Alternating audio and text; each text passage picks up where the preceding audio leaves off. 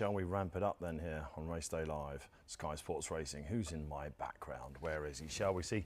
Aidan O'Brien joins us. Aidan, thank you for spending your time. A big week on the horizon, we know. How are you, first and foremost? Very good, Dave. Thank you. Very well. How are you? I am good. I think all the audience is now wondering what I'm going to get out of you, Aidan. So here we go. This is going to be Paxman-like, I'm afraid to say. Let's talk about some of your big guns, Aidan, if you don't mind. And we'll go straight to the horses. That's what we want to know. You know, unbelievable for the team so far. And a horse that's got loads of people's imaginations in the Coventry. Tiber will be your first big runner of the week. Yeah, he's obviously had the 2 runs, Dave. He won in soft ground in Navan, over 6 furlongs, nearly 6 furlongs, and then he came back and won. He won very impressive first time, and then he wasn't as impressive the next time he won in Naas, really. Looked a little bit green, but was a shorter trip probably and faster ground, but he still won nicely. Yeah, OK. He was a little bit grain last time, Aidan, and he steps up to 6. You've got Unquestionable in the race as well, who caught a lot of people's imagination when winning second time out. Yeah, he's still a little bit babyish. He looked like a horse might want to go a little bit further than 6. So we'll probably decide about him the next few days, Dave. Well, these are all young horses that are making their career. You've got a classic winner coming up next. Paddington, of course, takes in what we're expecting to be a very good mile race. Up against Chaldine he comes. This chap is fascinating, Aidan, isn't he? Because he started off in handicap company for his return. What was the thinking behind that? Yeah, I suppose that he ran first time out in Ascot last year and was very disappointing. So we took him home and gave him time, and then he obviously went to the Curragh and won his maiden very easily. I suppose when that happened, we just decided to leave him alone for the year then, and obviously he ended up with a mark that he could get into the Madrid handicap, and obviously in the spring you're always trying to look for races where you could start him, and he got into that race, and obviously we ran him. He won nicely without winning anything exceptional, but he won nicely, and then we gave him a little bit more time, and we ran into Tetrack, which is a mile now, and it's a good trial for the Irish Guineas, and he won that very easily. And Seamus was very impressed with him that day. And obviously then he went to the Curragh. We weren't sure about the fast ground because all his kind of runs have been on soft ground because of the time of year he was running in, so we weren't sure. But he handled the ground very nicely at the Curragh and seemed to come out of the race very well. It's been a theme of the year so far, Aidan, that horses that maybe haven't shone on their first starts, August Rodin, Little Big Bear, we'll talk about a little bit later on, haven't shone and then have won next time out. And Luxembourg also comes into that category. Prince of Wales Stakes next for him. How is he first and foremost? He showed a great attitude last time from the front. Yes, yeah, we were very happy with him the last day, and like you said, it was good that he didn't mind being ridden in front, and obviously you're never sure about that until you do it. Ryan was very happy with him, and he seemed to have come out of the race very well, and no, we're looking forward to seeing him run again, Dave.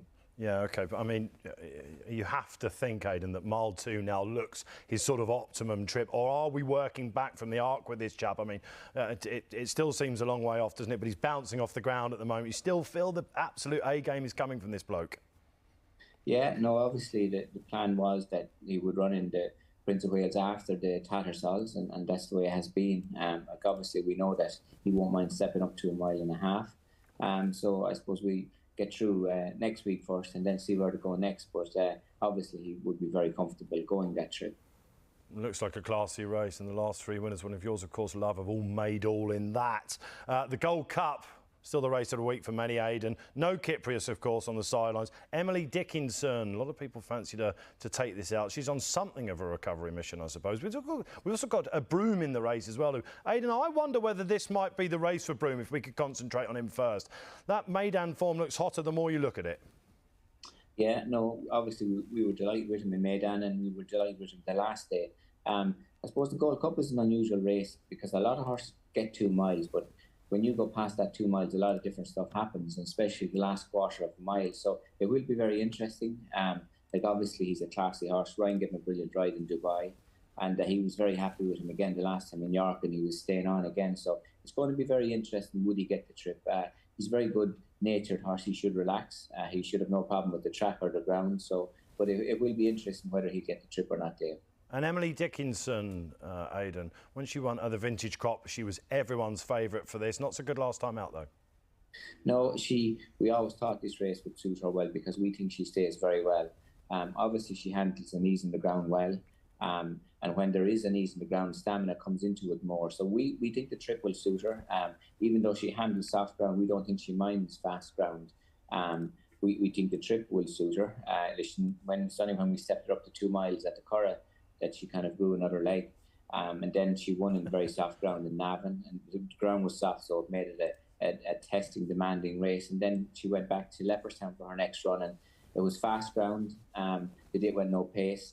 Ryan got left in front, and he didn't want to be putting the gun to her head in that race because it was obviously being used as a trial for the Gold Cup. So he wasn't too hard on her, and when he knew that the race wasn't going to suit her, listen, she ran a nice race, but obviously she would have to step up a lot from that. But we think she will go on the trip. Well, that's interesting, isn't it? All right, let's go to the Friday then, Aidan. And the banker of the week for many, maybe yours truly, I'm afraid, is Little Big Bear. No good in the Guineas. He went to Haydock last time. A lot of people talking about the draw at Haydock, Aidan, last time, but I don't know. This guy, when he's back, he's just different class, isn't he? He's a big, powerful, classy horse, Dave. We were delighted with him in Haydock. He's a big traveller.